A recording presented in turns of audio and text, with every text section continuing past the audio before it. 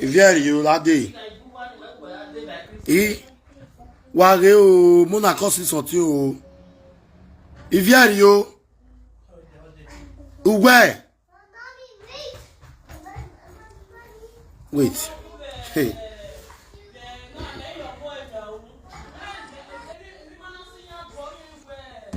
Eriyo. Wagai. Uwe, you give your life to Christ. If you na ye cemetery, Yahweh you no magba with cemetery, you must give your life to Christ to again. A boy where you give your life to Christ. If you come on lawa, come at us. Come at us. Anyway, yeah. But if you if you are again, I'll be again, Sharon. Where's your poster? Again, okay, we movie. A movie ya fair no you. Where poster ya YouTube with ya? Ugmameka mamekwe ah. Easy set ye one ya. No gay. Do we so. Tavin na tavin na. Ina we na we do ta. Because whatever we am mo uri ameya, ina to get away. Igele gun arodo. Eriyo, that no give your life to Christ. But I'm here with what Zibane. Where do you hear Jesus Christi? Ya away, if no magba. Ni Jesus Christiana, na, onare koboko ya mogwa. Nuban wari agmo. Eriyo, why can we cancel guy? Close to person before you give all date. Eriyo.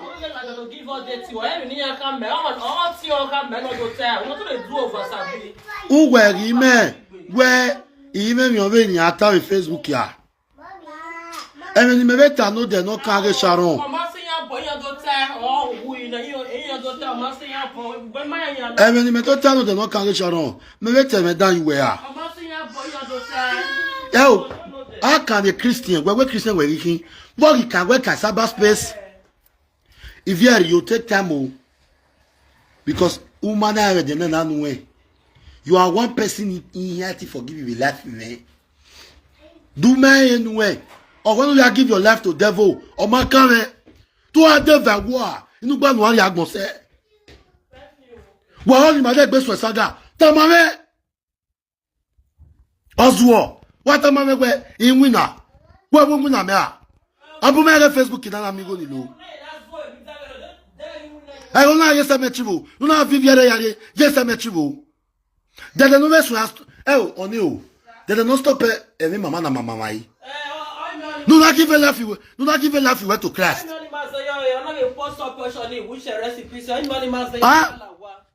Then the no tell me, mamma, do not give a laugh, you went to class. Oh, Saloboa, but Saloboa, eh? This God is really a merciful God.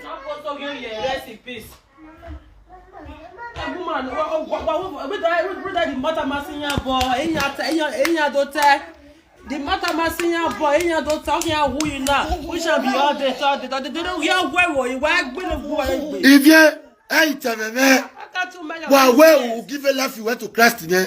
Ain't a man. And the color of the cap. So it be. If you wear Yakub, so you will be forget about the cap. What don't give you? What don't give you? They know you where they don't know what Vasabi. If you why can't you who will give a life you went to Christ? A more your friend will be you, mad apologize to anyone. Huh? The church in the way you ask when we wake here. Well, that's why I wake here. Who do that? Who change in there? Who feel where you're who give one on now? Who give one on now? Well, if you are asking, I wake here. Or we give a life here to Christ in there.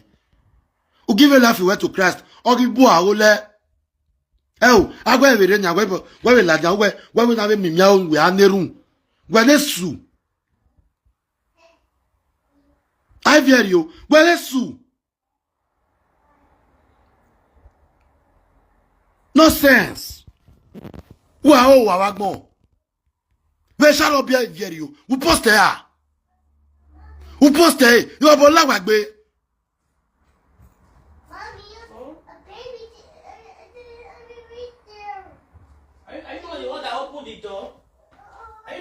Yage page me ya fe. I'm here to actors or actresses. Ni promote.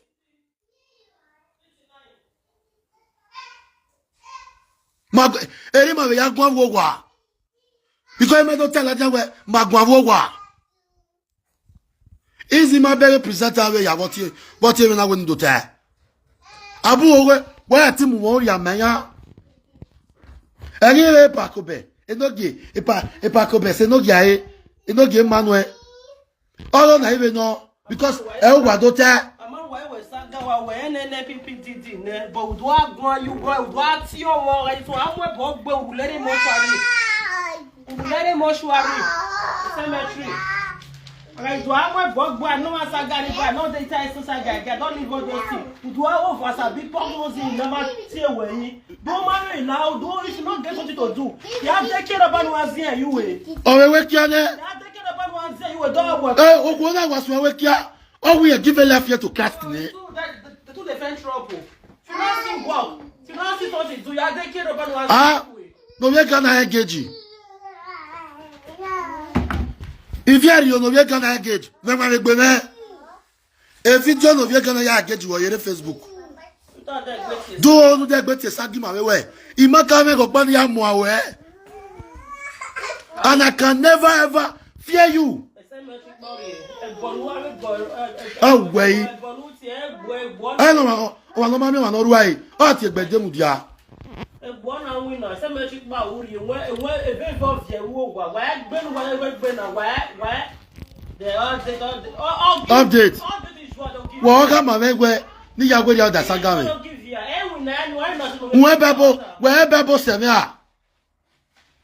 Matthew 7, 13 and 14. Don't tell me Nagaiwa off head. Act of Apostles, chapter 2, verse 42. Don't tell me Nagaiwa. Do not forsake the assemblies of the saints. Where the church here? Abu Mary, I was once a baptized member of a church. Man, oh, na lababu. Oh, when I lababu, this one quoted verses in way, and you're going to check her if I mistake. Do for me, you change in there, you figure in there. Why is my work here? Who do figure here? Who make here? Who the best one? I don't like you doing this. I don't like you doing this. All the change. Please stop saga. I don't like you doing that on Facebook. If you just take care for my body. You are bigger than that. You are bigger than that. This is my way. Here do where. They don't give you. Men never wear the shadow of bagbe. Oh, but we're Christian working. Inuba, we're here, Ladia. The none of us who know. Please, let's pray for Sharon.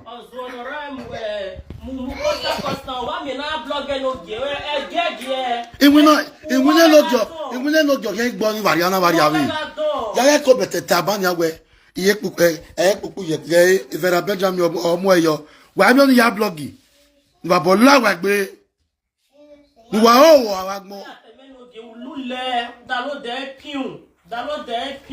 Pretty. No manner. That will not be best way that the answer. But the video when I see now, I don't know how the teacher do me for head. You Chris?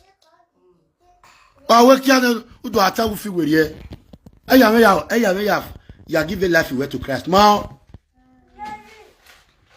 Azen, you can not work by Azen.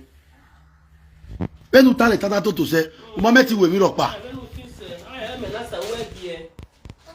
I will say, you date ticket. You know, you don't have any idea. Oh, my mind.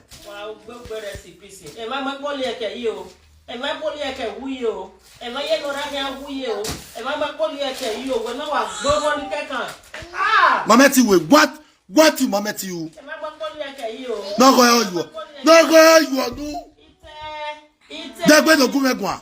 Ni make na to come agbon we uma give the life we to Christ Ropa.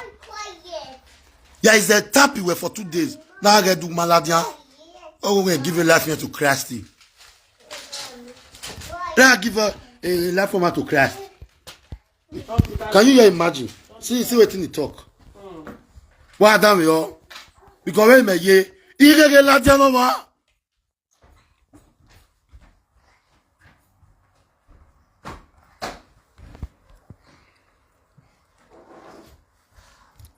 Wow, wabagbon. Baba ola gbagbe. Owa de you wa hun. Nika challenge. Then again made. I come better come out without makeup.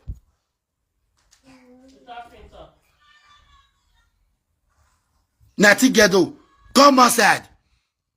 Ide, oge sit ya do vega van ve na.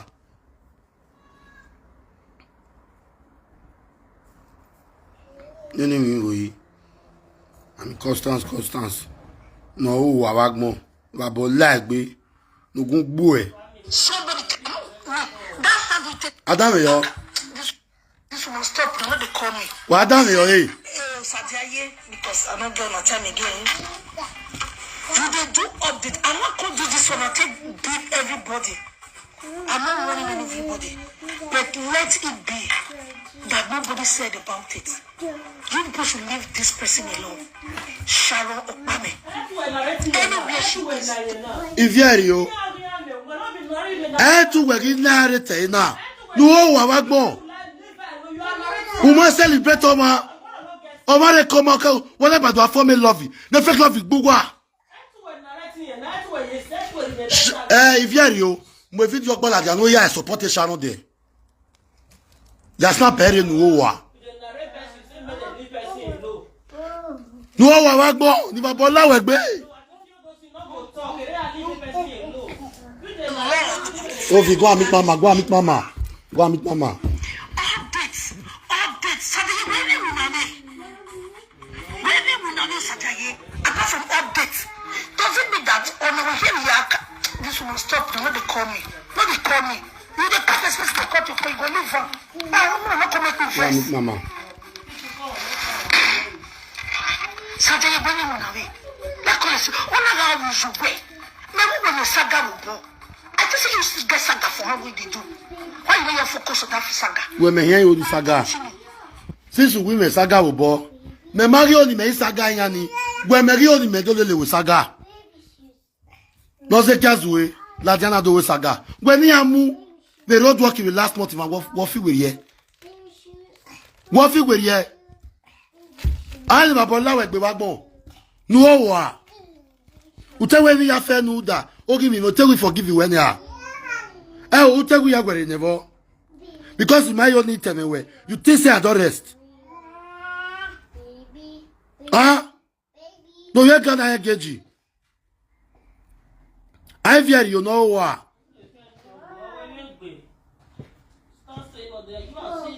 Me Mario ni me saga man ni me kasaga. Me o ni me we de gbe wa sun awe saga.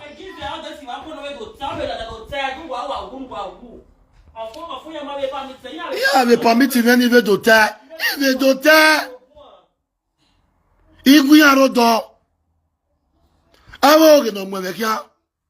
O te to te eri ni no pa. Ne la jan to tagwe. O ge ma wu. Okay. When easy with am when you go. Owiye si. Tono na. E we la jan na be do gun a. Even time no dey me we dey gbe do wo we.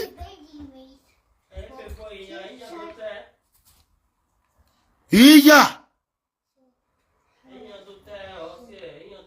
Ogwe wa set him because emi ya fen gwa ga tawe dey oni nia. Nya egwe e me ni no gi odo break the news. Nya e mo pa te ni e ma bu no we okedo mekedo wu. Iveta no dey na we egwe ribo. Ina we na neru ne. We give a life we to Christ in Eriyo. Nu we give a life we to Christ. Inu gba we mo Bible la na neru ni Sharon. Where the Sharon man emi no gi emi na. Those no man support Imbe Okafo, I greet you. Those no man support Eba wa ibado awe fake support. Oswo. Ewe leti me si me saga oto. We me yo ni me gwa agbe na. Eriyo. We me gwa ni me gwa mo na. Yo ni gwa mo we.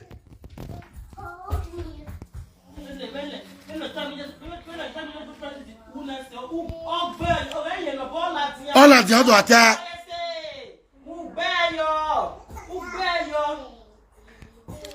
Stay clear from me, oh. If not, I will expose you to let people know so you not change anything. Guys, if you're born with when well 2 days later we are not as well though. And where are you? Imam ya kawe. Imam ya tawe presenter yaki. Well na the way agwa a presenter we him. Presenter ge se mechi we ki wa. Presenter ge se mechi we ki.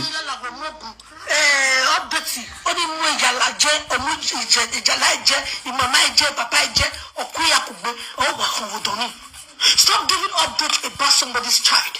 That is why I come out again today. And after today, maybe I will not talk about it. Stop giving updates. Whenever you are not in Italy, you are not even in the hospital bed. You are not even in the intensive care unit. Now, Roger, you are not there. Why are you giving us updates? It should part and parcel of. Wasu. Eriyo, Ivie. Wow, agbon. Iva boga la wegbe. Nugba no ari agbon say. Dey tun we yan ati wa go ala and to give update. But we be ga ti me. Ona ga da we true ime e aya em no ri fian obo.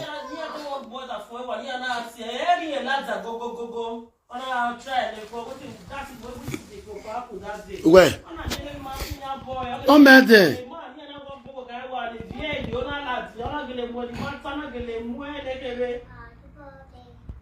Oh, so get umunyao. Oh, so get umunyao.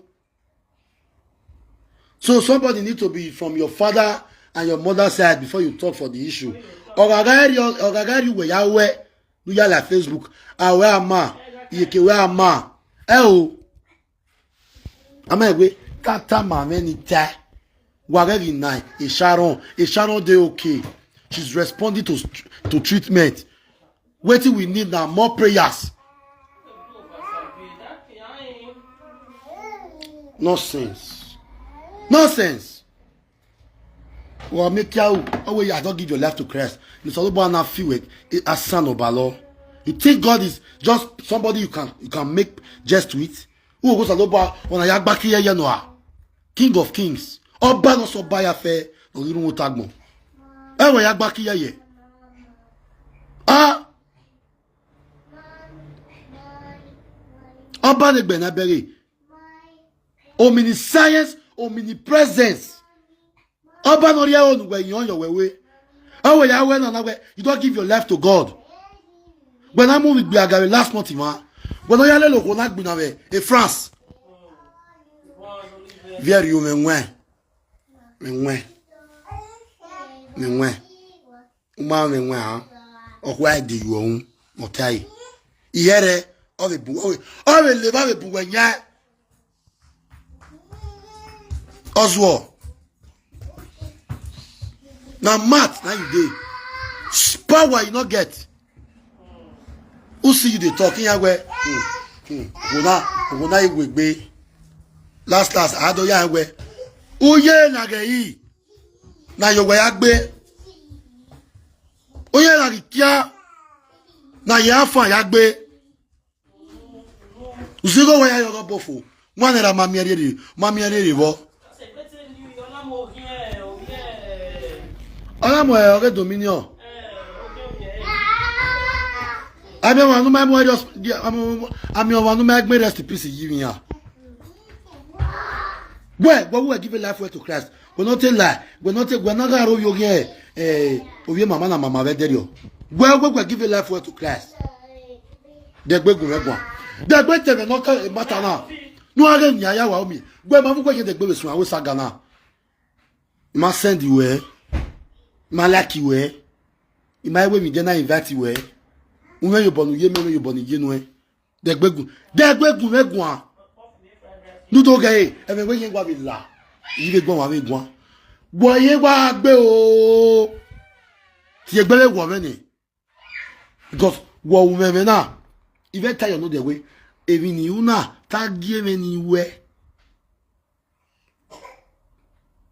do etu we na nu we ta na etu we na where my family Sharon will present her there. Where my family Sharon there, yeah, to tell his Facebook, yeah, we present her. You know where, yeah, family, yeah, this. Oh, okay, me Sharon, yeah, na give